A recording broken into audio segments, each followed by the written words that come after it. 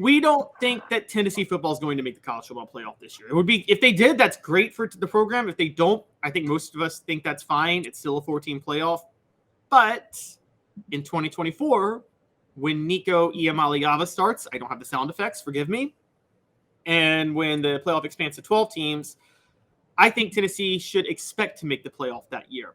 But our boy Brad Crawford over at 247 Sports disagrees. He did a early projection of next year's college football playoff. And the first round was Boise State at Alabama, Florida State at Michigan, Kansas State at LSU, Oregon at USC. Quarterfinals were the teams that would get the first round byes are Georgia, Ohio State, Clemson, and Oklahoma, which is crazy because that means he's giving 2 SEC teams first round byes. But SEC teams he's putting in are Oklahoma, Alabama, Georgia, LSU, and somehow no Tennessee. Jaru, I think it's crazy that he's putting Oklahoma in as a top 4 team with a bye and Tennessee not getting in. When you first sent me that, I was wondering if there was a limit to conference teams that I didn't know about. Because I find it hard to believe Tennessee wouldn't be a top 12 team. Just even if you were playing quarterback, Calhoun, I think they could swing a top 12 team with the offense. Nonetheless, like you have a 5-star quarterback tailor-made for the system, and you're saying that Tennessee's not going to be in the playoff, I do think it's crazy as well.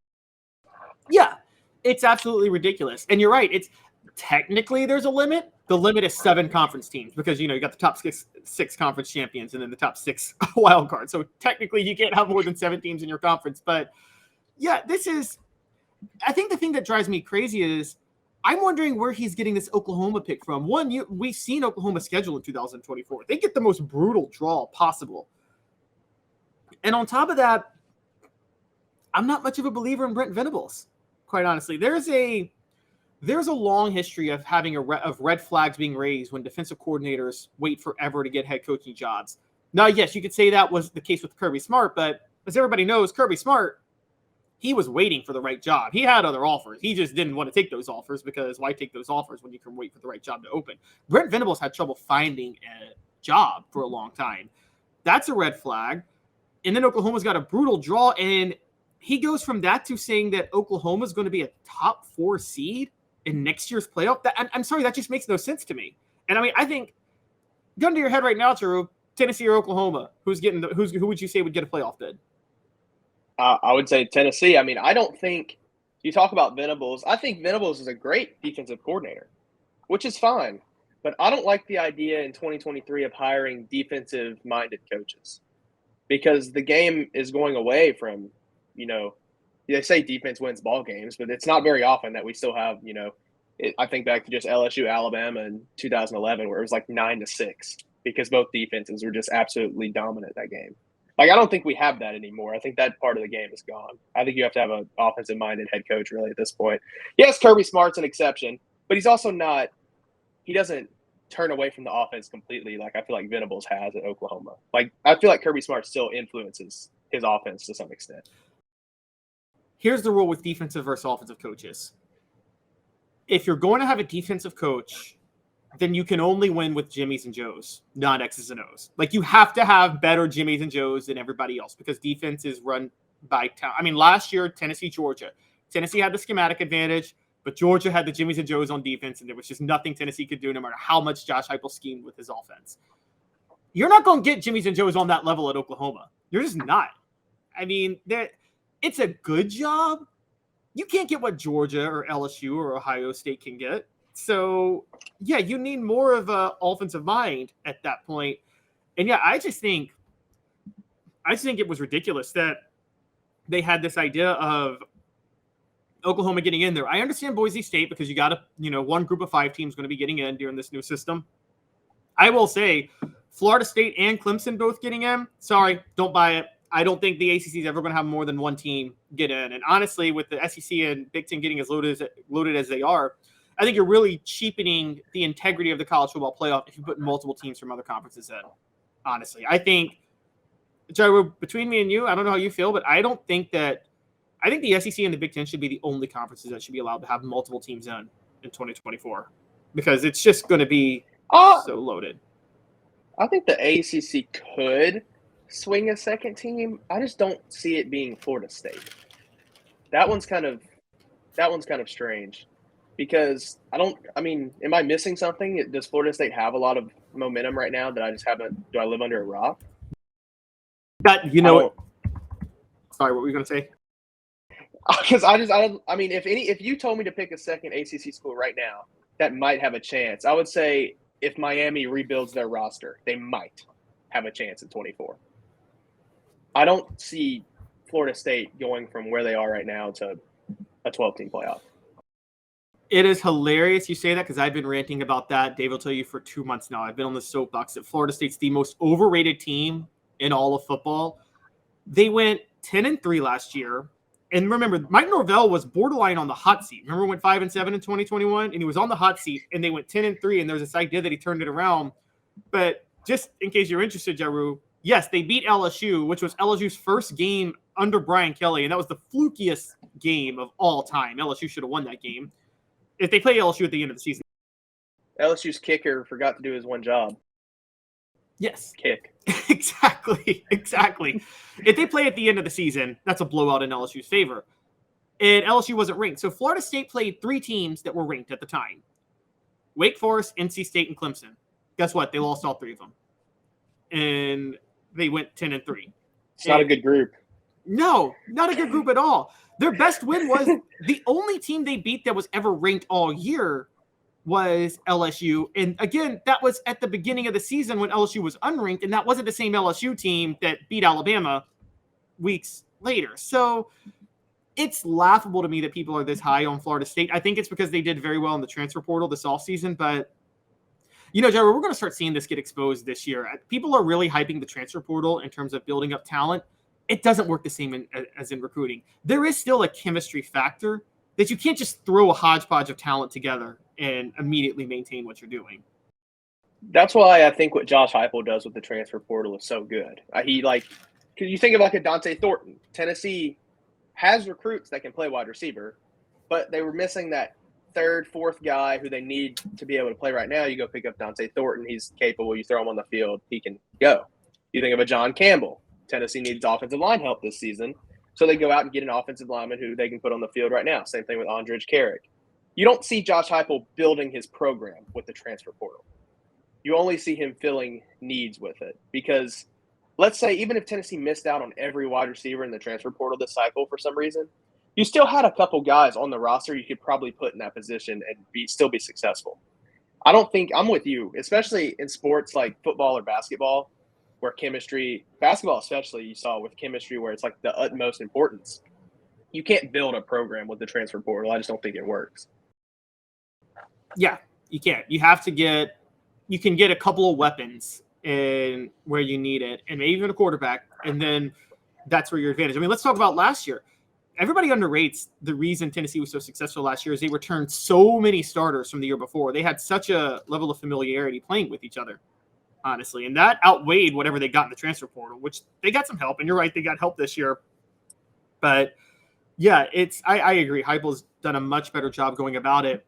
I'm looking at these teams that they're saying are going to get ahead of them, and I'm with you. Florida State is probably – I don't know which one annoys me more between Florida State and Oklahoma because, quite honestly, neither of those Oklahoma I don't get, and Florida State to me is the most overrated program. I think Mike Norvell the bottom's going to fall back out of this year. He had one flash in the pan going 10-3 with a very, very easy schedule and a very, very bad ACC this past year.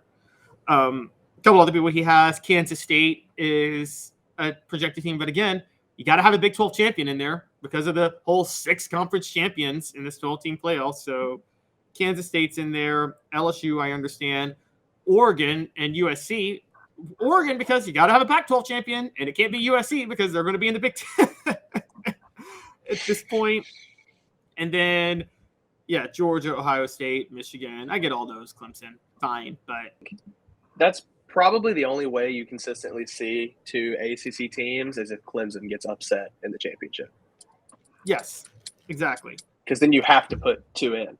Because you assume that Clemson will stay Clemson and still be, top 10-ish, 8-ish every season, whether they win a championship or not. And if they go in the ACC championship and just get upset or, like y'all talked about before, maybe they decide to rest their starting quarterback for the ACC championship.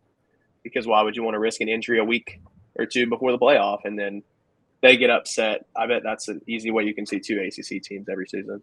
But what if, or most seasons. Okay, so let's think about this for a minute, though. And this is something that we kind of we can't really ignore. Clemson's undefeated going to the ACC championship game. And Alabama has 3 losses. And I don't know if I'm sure you've seen it, right? Their schedule next year is brutal with who they play. I mean, they got all the rough draws. Didn't they? I think they got Georgia. Did they get Georgia? I'm trying to remember if they got Georgia or not. I want to say they did because they tried to, their strength of schedule argument. Right. Sorry, I'm pulling up their strength of schedule now just to see. Okay, here we go. Yeah, so Alabama's playing Georgia, at Tennessee, at LSU, Auburn, which will be better next year, and honestly, even non-conference, they're playing at Wisconsin, which don't sleep on them with Luke Fickell there. With that schedule, Alabama loses 3 games. Clemson's undefeated, loses the ACC title game. Sharu, I don't think any serious person would put Clemson in over Alabama at that point. And people would say that's Alabama bias or Nick Saban bias, but look at their schedule versus Clemson's schedule. I guess it would depend on where the losses come and how bad. Because that's one of the things where we saw it a little bit this past year where with TCU, like at some point, I guess you have to factor in the eye test. Like, does Alabama go to Neyland Stadium and lose by 40, or do they lose by a field goal? Do they go to Wisconsin and lose by 40, or do they win by a touchdown? Stuff like that where 3 losses by field goals is a lot different than 3 losses by, multiple touchdowns.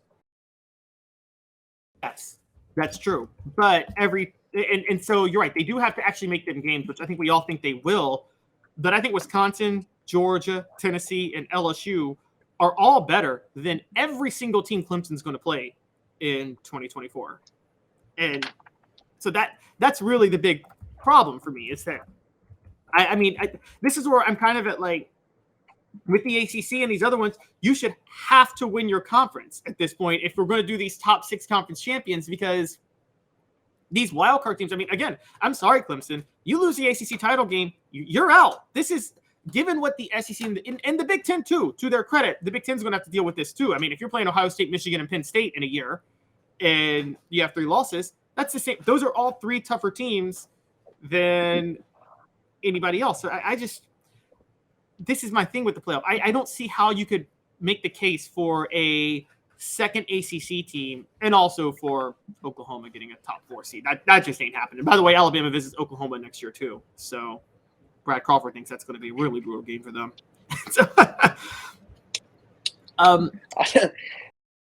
The 12-team playoff will probably end up causing more arguments than the 4-team playoff does, just over the fact that you'll have, like you said, if Clemson goes undefeated in the ACC against, NC State and Duke, and then loses in the ACC championship and has to get an at-large bid. There's just some stuff like that where it sucks from Clemson's point of view because now your season ended because you lost 1 game, but that's just the way it is. They get to play Boston College, and Tennessee gets Georgia and Alabama. It's just the way college football works at this point. Yeah, exactly. And that's fine if it works that way, but it's not fine if the College Football Playoff Committee is not taking that into account. And I think largely they are. And I think when people get, Josh Pate says this all the time, and it's true. It's so annoying when people say you are what your record says. No, you're not in college football. This isn't the NFL. Okay. And we all know that Alabama would have done exactly to TCU what Georgia did to TCU last year, even though I don't think Alabama belonged in the playoff because the results do matter. To the message boards real quick. Rocky Top Tom talks about no way the ACC should get 2 teams in a 12-team format. I agree. He agrees with you. If Miami rebuilds astronomically quickly, maybe they could be the one to compete. And so Elias talks about it would have been – actually, this is a great point. Bill Snyder and Kansas State in the portal era would have been very intriguing.